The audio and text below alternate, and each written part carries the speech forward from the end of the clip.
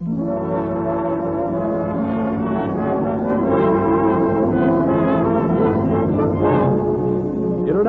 Silver Company presents The Silver Theater.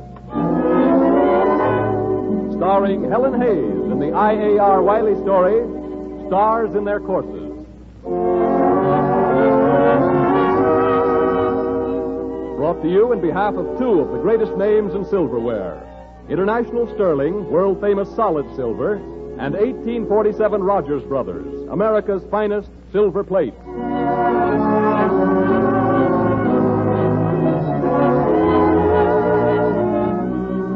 We are happy to present in the place of Conrad Nagel, who, as we told you last week, will be unable to be with us for these New York appearances, that celebrated actor-producer of stage and radio, the man who has won wide acclaim as director and star of the Mercury Theater on the air, Mr. Orson Welles.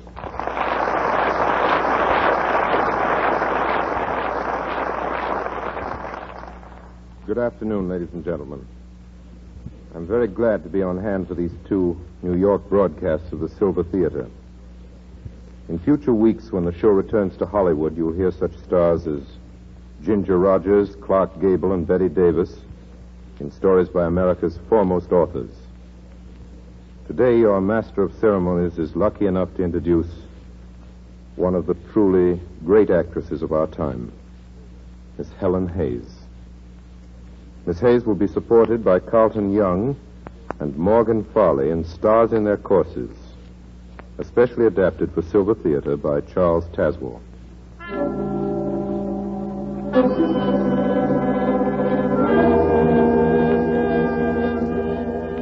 Now the play is about to begin.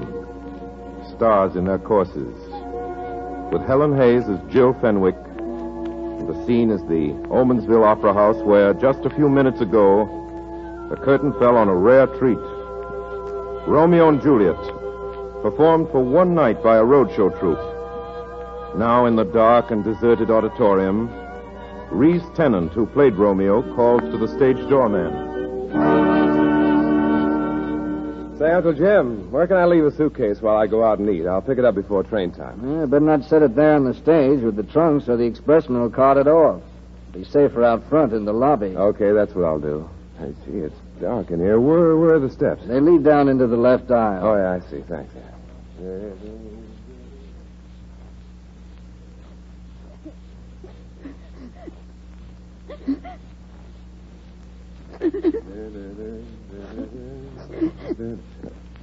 Oh, I didn't know there was anyone.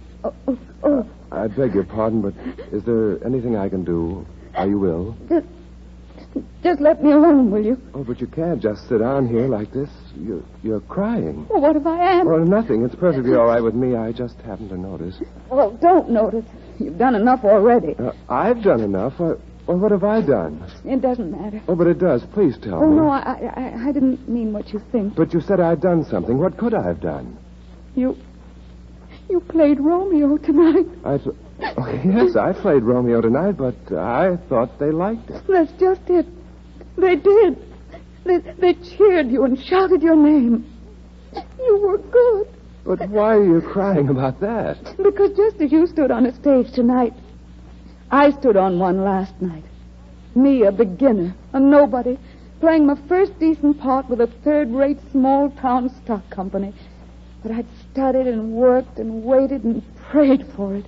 For that much. That little much. And what happened? Tell me. Well, there weren't any cheers. There wasn't even any attention. They wished they hadn't come. Oh, no. Oh, yes. Don't suppose I know. I just suddenly couldn't handle myself or my voice or even the lines. My hands went cold and my head went hot. And by then I was so frightened I forgot what I was supposed to say. You wouldn't believe anyone could be so awful. And that it could hurt so much. You think I don't know, but I do. Only it always seems worse to the person on the stage. Not last night. Don't you suppose even I know when an audience loses interest? Anyway, the manager knew. Someone else played the part tonight. Oh, what a rotten shame. I'm sorry. Sorry because I lost the part? I could never have gone through with it again anyway. And now at least I know. Now I know for keeps that I don't belong in the theater. That's why I came home. I live here in Omensville. But there's nothing so unique in what happened to you. You mustn't let one experience like that put you off the whole idea of acting. You can have it. I give it all to you.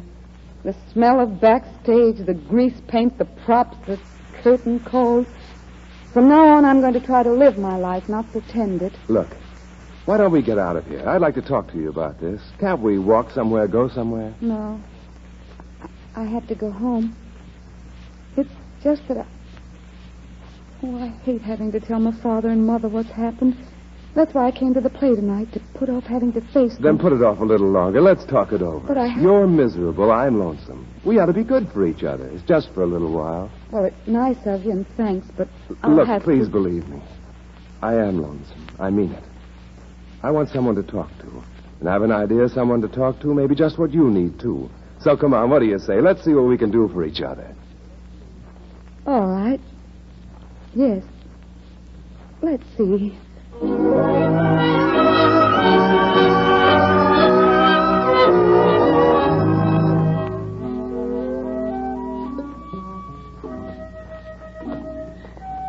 So, Mother and Father sent me down to Stanley Parker's stock company in Louisville. He takes on a certain number of apprentices every year, and I became one of them. I did everything around the theater. One week I'd be the offstage rain effect. The next I'd play one of those crisp parlor maids who never says anything at all. Oh, well, I know. I specialized in menials during my first 2 years in the theater. Butlers, chauffeurs, waiters, elevator men, any character who wore a uniform and said nothing more than, yes, sir. Why have you stopped? Well, I can be wrong, of course, but that sounded almost like a laugh. I believe it was. That's more like it. Yeah, I wish you'd tell me one thing, though. Why are you so afraid to go home? Won't your parents understand? Well, they'll find it hard to believe that I failed so miserably, I mean. You see, they thought I was doing so well. That does make it harder. And then the neighbors. They'll make sure I never forget it. What will you do? Oh, I'll take 10 deep breaths and settle back. Return to the fold of the Monday Bridge Club and the Omensville Literary Guild. Well, you'll be busy at any rate. Yes, uninspired, but busy. Please don't look so sunk again. How would you feel? It's the end of so much I've hoped for. It wasn't as if I was just stage struck. I honestly thought I could act. That I could play a queen and the audience would never notice that my castle was painted canvas. That I could get the feel of all kinds of characters and make the audience feel them, too. Oh, well. Do you want to know something? After nearly 7 years in the theater, I played my first lead tonight. I don't believe it. It's true. The regular Romeo left suddenly because he and the manager had salary trouble. And even at that, it's just luck they didn't give the part to Paul Summers. You saw him play Friar Lawrence. He used to be on Broadway until he drank himself off it. He couldn't have played Romeo better than you. You really mean that? Yes, of course. I thought it was a fine performance. Thanks. That's what I needed to hear. But you must have known. I never know, and there's never been anyone to tell me. But you're friends. In the last few years, I haven't been in one place long enough to make friends. When do you leave here? 2:40, only a couple of hours away. Oh. So that's my story. That's how I got... Wait. Huh? I didn't notice where we were walking. Please, let's not go any further. Well, what is it? What's the matter? There. That house on the corner, the white one. It's mine. That's where I live. Well, I can't go in. I can't tell them. Not yet. Well, don't do it. We'll turn around and go back. It's what I've been dreading all day and all night. As soon as I walk in that door, as soon as I close it behind me, then I'm back. Back to stay. Then don't go in. Not yet, anyway. Maybe before train time we can think of something. Come on. Oh. Come on.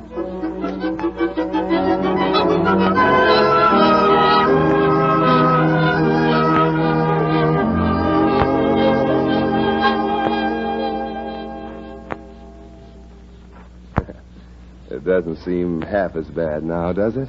Just about half. Now that you've been nice enough to feed me, I think I can manage to behave like a grown-up. I'm sure you will. Well, we haven't much time left. Where do you think we ought to go now? Let's just sit somewhere. Right across the street there in the park. Oh, right you are. Funny. What is? Oh, the way things happen. This morning you didn't know about me. I didn't know about you. Funny. What? I was just thinking that. Wait a minute. Oh, do you see what I see? Look what we practically walked into. Yes, how could anyone miss it? So help me, it's a fire engine. Now, don't tell me someone just left it here and forgot all about it. It's brand new, don't you think? I've never seen a redder, shinier, more businesslike looking one. Here's a tag on the front. Light a match. You're right. There you are. What does it say? Almondsville Volunteer Fire Department. What's it doing here in the park, do you Oh, a new fire engine in Almondsville always calls for a big celebration. They're probably going to dedicate it tomorrow. You know something? I've always wanted to sit in the driver's seat of a red fire engine. All right, young lady, you asked for it. Up you go. There. Why, it's a whole new world up here. When do you see the gadgets? Just think, if I weren't an actor, I might even be able to explain them to you. Well, explain them anyway. It isn't as if I'd know the difference. By golly, I would if I had time. Oh, of course, the time. Hey, look at that swell moon.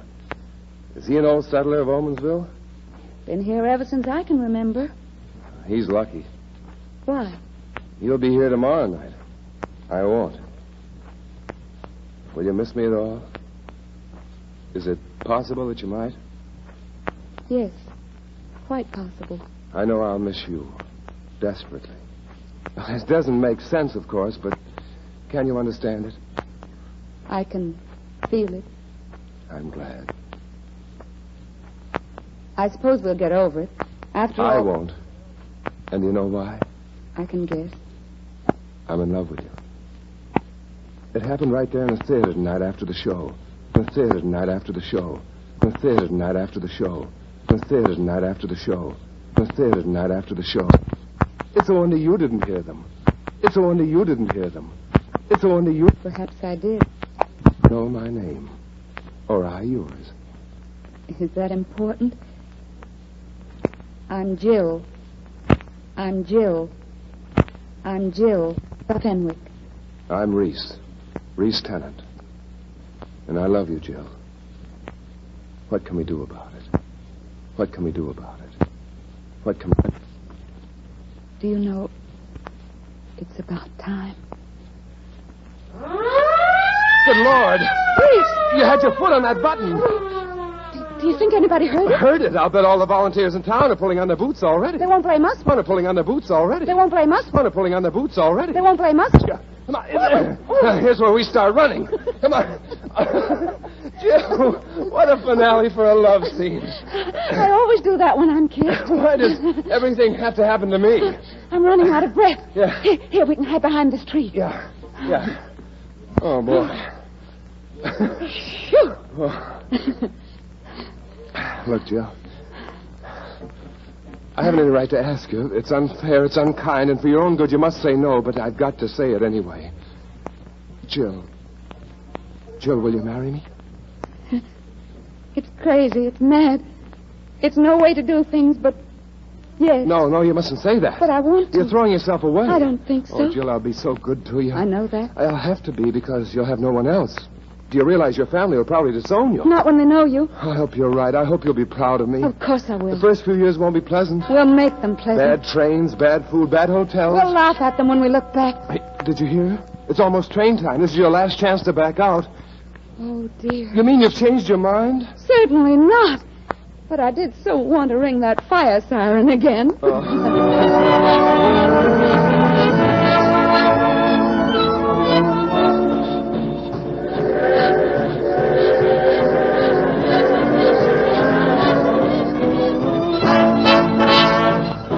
All aboard! Bound for Castleville, Davis City. Smith, Cliffwood, Newton City. leaving Woodbridge, Satertown, Prairie City. Hotel baggage ready at 6. $3 a day, American plan. Reese, we forgot the electric iron. Overture places, first act curtain. Guests forbidden to cook in their rooms. 4 hour wait at Seattle Junction. Gosh, what a dump. I'm so sorry, darling. Sunday layover, Atchison City. Christmas in Meadville, then swing through the South. Look on the call board for furnished rooms. No, Reese, of course I'm not tired. Rehearsal call at 10 in the morning. 6 o'clock train to Henderson. The house is sold out, Jill. Grease paint. Laundry. Matinee. Trunks. Lights. One night stand. The theater.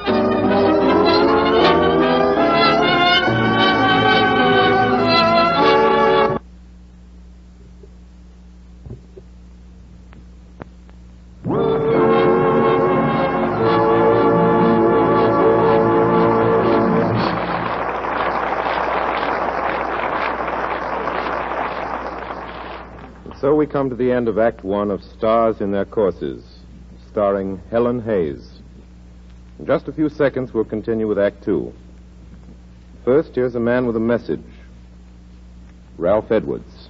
Have you ever spent hours, even days, racking your brains over what to give somebody very special for a birthday or a wedding or for Christmas? Well, next time you're up against that problem, choose the gift of every woman's dreams. Lustrous, gleaming, sterling silver. Solid silver through and through.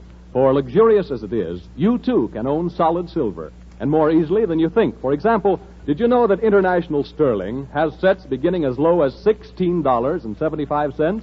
Well, they have. Their newest one is called, intimately, a Me to You set. It's a place setting for one person.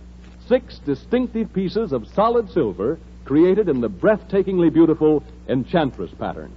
Stop in at your silverware dealer tomorrow and get one of these lovely Me to You sets. Look at other sterling silver services while you're there and learn what convenient payment terms can be arranged. Resolve this year to make your gift to some loved one a gift that will long remain a tribute to your taste and thoughtfulness. Solid silver of lasting loveliness by International Sterling.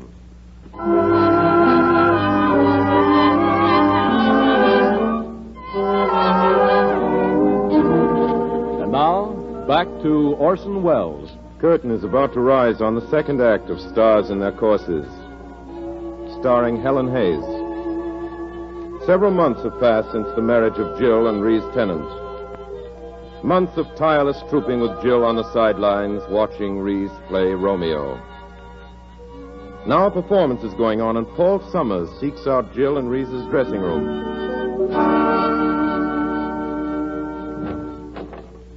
Mrs. Reese Tennant, I believe. Paul.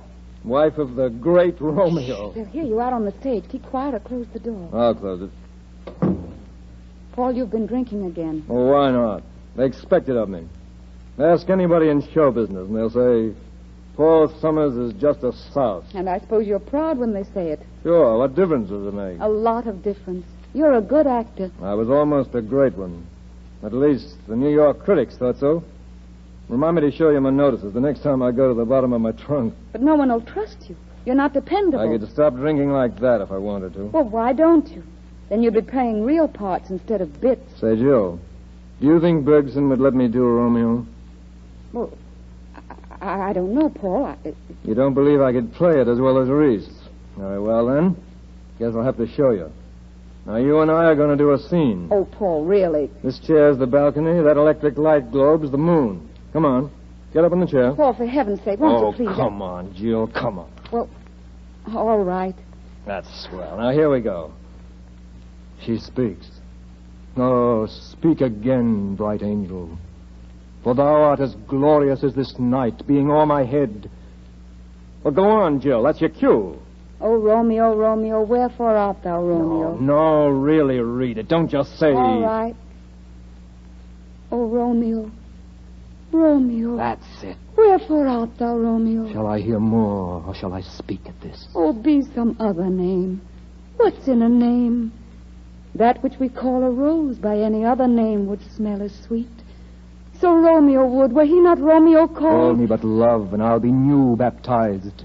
Henceforth I never will be Romeo. What man are you, that thus bescreamed by night, so stumblest on my counsel? By a name, I know not how to tell thee who I am. My name, dear saint, is hateful to myself because it is an enemy to thee. Had I it written, I would tear the word. My ears have not yet drunk 100 words of that tongue's utterance, yet I know the sound. Art thou not Romeo and a Montague? What are you laughing at? Oh, I knew it. You're really an actress. Don't be ridiculous, Paul. Reese was nothing till you came along. He's still not much. But you've made him into the semblance of an actor. That's not true. Reese is... I know the hours and the days and the weeks you've worked with him. How you've gone over every line, every word, every phrase. Reese is getting the applause for your performance. I've helped him, yes. But as an actor, Reese can stand on his own feet. Can he? Did he ever carry you along as I did just now? Yes. I know he didn't, and you know it, too. It's in your eyes and in your voice. For the first time you doubt him. For the first time you see him for what he is. A very bad actor. Someone had to prove it to you. What right have you to prove anything? Yes, you have the advantage of years and experience, but Reese is young, and he has to play opposite Lucille Leslie. What kind of support is that? You know Lucille's too old for Juliet. She could be his mother. Why, Oh, I shouldn't say things like that. Lucille's my friend and a grand trooper, but... Oh, it's all wrong, I grant you that, but even so, I still say... Do you think I'm so in love with Reese? I can't see he isn't perfect. That's why I've worked with him. His career is my job. His success is the most important thing in my life. And you're wasting your life, Jill. He hasn't got it in him. I'm sure of it. And I'm just as sure he has. Now, will you please get out? Jill, do you hear that? They sat there like sticks all through the show, but I finally got them, didn't I? Yes, you did, Reese. You think this bunch is tough? Just wait till you hit the one after Easter week. What do you mean? Hasn't Bergson told you the news? He's going to try the big time. Really? Where, Paul? He's almost set on Boston. Boston? Say, that's great. Oh, no, he can't. Not yet, I mean. What's the matter, Jill? Afraid we aren't good enough? No. Well, it'll be Reese's big chance to show what he can really do, won't it? Well, sure it will. That's what we've been waiting for, Jill. They'll have real critics out front. Why, Lord only knows what may come of it. Yes, that's right, Reese. Well, I guess I better be making my change. Best of luck, Reese. Thanks. I think you'll need it. Say, what do you suppose he meant by that, Jill? Nothing. Nothing at all, darling. He's been drinking.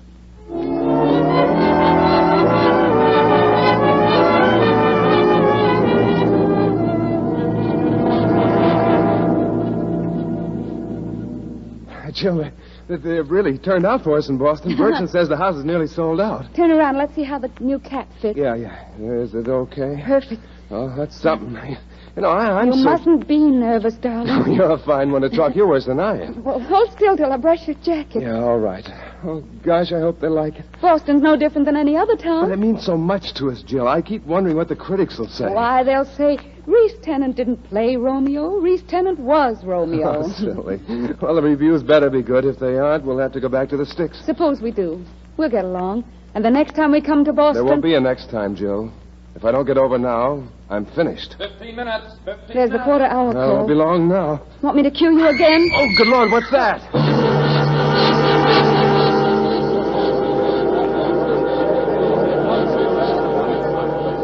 Now that everybody in the company's here, I'll give it to you straight. This looks like the finish. Lucky Bergson, that's me. Sure, for 20 years I worked to get a stake to put on a real show. The time comes and what happens?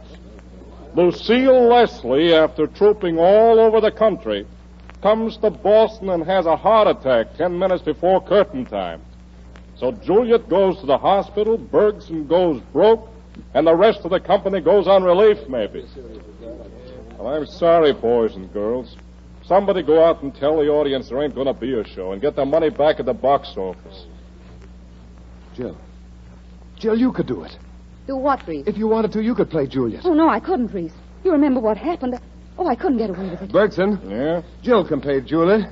She knows every line. Night after night, she stands in the wings. She knows all the business. Say, maybe you're right. No, don't listen to him, Mr. Bergson. I wouldn't be good, I tell you. But, Jill, it's entirely different this time. You know the play so well, and you'll be on the stage with me. I can carry it. I've been doing it for months. Sure, that's right, Jill, and Lucille's costumes will fit fine. But I don't want to act. No, I won't do it. Don't you want to give Reese his chance and keep the company together? Of course, Paul, only You you must do it. If you don't, it's curtains. And look, Jill, Abel Green from Variety came up here just to catch Reese. Oh, well... Get Lucille's makeup. You don't need a wig, Jill. And don't use too much rouge, darling. Yeah, there's a lot of amber in the foots. But the audience... Suppose they don't believe I'm Juliet. Don't worry about a thing, darling. I won't have you hurt. I love you too much. And I won't be hurt, Reese. You know something? I'm not really frightened. I would be if it was for myself, but it isn't. It's for you. And I can do anything for you. Jill, you're the grandest... And you mustn't be afraid for me, Reese. Just imagine I'm really Juliet, in love with you. That won't be difficult, because I am, you know. You two, going on like that at a time like this. George, get out there in front of the curtain and give him a talk. Tell him Lucille has been taken ill and Reese Tennant's wife is stepping into the part of the last moment without a rehearsal. Play that up big. Even those stuffed shirts must have a heart. Yes, sir. And everybody clear out now. You too, Reese. Get a girl a chance to get ready. Come on. Get out of the doorway. God bless you, Jill. Just take it easy and I'll be praying for you. All right, Mr. Bergson. Good luck, Jill. Thanks, darling. And don't worry, we'll knock 'em dead. Come on, get this hall cleared. First act people out on stage. Reese, you and Paul run over that business in the last scene. All right, Bergson. Hey, Paul. Right with you, Reese. Well, Jill, so fate has made you a Juliet at last. Not fate. You and Reese and Bergson, and even somebody named Green on Variety. I had to get dressed, Paul. Can't you wait You around? were foolish to let yourself into this, Jill. Why do you say that? You're one of the ones who kept on at me until... Listen to me, Jill. When the last curtain falls, one of two things will have happened. If you've played the part badly, haven't given Reese the proper support, he'll have lost his opportunity. He'll have to go back to one-night stands. He'll grow to hate you for that, Jill. Oh, no, he won't. I'll have done my best. He'll know that. Or if you play it as well as I believe you can, the audience will never know Reese was on the stage. You'll go on from tonight, Jill. He'll slip back or stand still. He'll hate you for that, too. Haven't you done enough already? For weeks you've been tormenting me, trying to discourage Reese, telling us Boston was bound to be a grand and glorious flop. Well, you've been wasting your time, and right now you're wasting mine. I've heard all I want to out of you. Now, won't you please get out? All right. Have it your way. No. No. Dear God, don't let Paul be right. This is Reese's night. Help him. Make him great. And please help me, too. Make me a Juliet he'll keep on loving.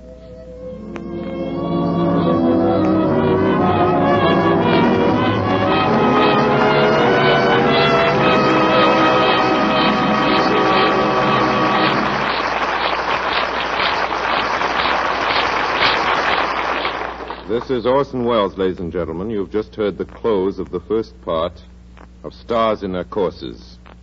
Before we tell you about next week's episode, here is a man to offer a helpful suggestion for your dinner table. Ralph Edwards. Any woman is a more charming and gracious hostess when she knows that her dinner table is sparkling with beautiful silverware. And any woman can be justly proud of her silverware if it's either International Sterling, the solid silver we mentioned a while ago, or 1847 Rogers Brothers, the silver plate we'd like to mention now. 1847 Rogers Brothers, as many of you know, has been creating masterpieces of silver plate design for almost a century. And with their latest pattern, First Love, 1847 Rogers Brothers have achieved something really sensational. For the garland of formal flowers which ornaments the pattern is richly raised and deeply etched in a new perfection of craftsmanship never before achieved in silver plate. Of course, to really appreciate the exquisite beauty of the First Love pattern, you have to actually see it with your own eyes. And in order that you may see it, 1847 Rogers Brothers invite you to go to your silverware dealer and get the small, distinctive serving fork, which they're offering you now for only 25 cents. 1/6 its normal value. Stop in tomorrow. Get your fork. And while you're there, find out about the convenient terms which make it so easy for you to own complete sets of this loveliest of silver plate, 1847 Rogers Brothers First Love.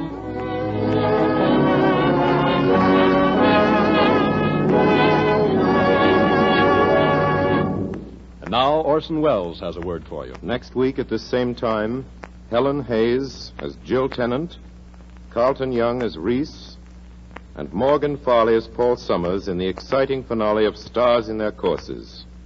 There'll be music by Mark Warnow and his orchestra, of course, and I'll be here to welcome you. Meanwhile, if you want solid silver, you want International Sterling. If you want silver plate, you want 1847 Rogers Brothers, both proudly created by International Silver Company.